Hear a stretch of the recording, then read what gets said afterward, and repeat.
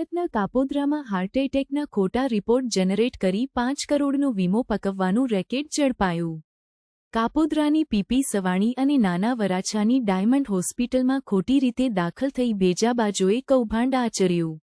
કાપોદ્રાની PP Savani અને નાના વરાછાની diamond હોસ્પિટલના એડમિનિસ્ટ્રેશનને ફરિયાદ આપી। કાપોદ્રા પોલીસ મથકમાં ફરિયાદ નોંધાઈ। 2 મહિલા સહિત 10 સામે નોંધવામાં આવી પોલીસ ફરિયાદ। વિપુલ તળાવિયા પીપી સવાણી હોસ્પિટલ તારીખ 16/2/2025ના રોજ અમે કાપોદ્રા પોલીસ સ્ટેશનમાં એક અરજી કરી હતી, કેમ કે વિવિધ કંપનીઓ દ્વારા અમારી પાસે ક્રોસ વેરિફિકેશન માટે અમુક ડોક્યુમેન્ટ આવ્યા હતા કે જે દર્દીઓ અમારે ત્યાં સારવાર લઈ ગયા હોય અને એમનો વીમો પકાવવા માટે। જ્યારે એ વીમા કંપનીઓ તરફથી જે ડોક્યુમેન્ટ અમને આપવામાં આવ્યા હતા એનું ક્રોસ વેરિફિકેશન કરતાં અમને ખબર હતી કે આ ડોક્યુમેન્ટ ડુપ્લિકેટ બનાવવામાં આવ્યા છે, જે પીપી સવાણી હોસ્પિટલના નથી।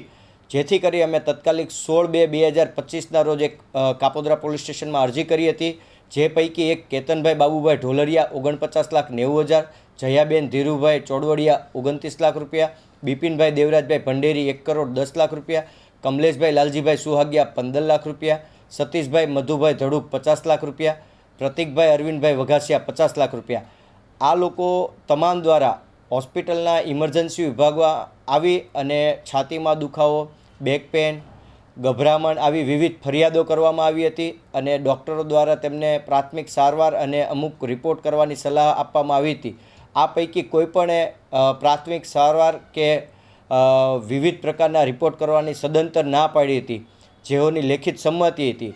જે ક્રોસ વેરિફિકેશન કરતા વીમા કંપની સાથે એ તમામ ડોક્યુમેન્ટને મોડિફાઈ કરી, ચેન્જ કરી અને એને અલગ રીતે પ્રેઝન્ટ કરવામાં આવ્યા છે અને આ પૈસા પકવવાનું કામ કર્યું છે।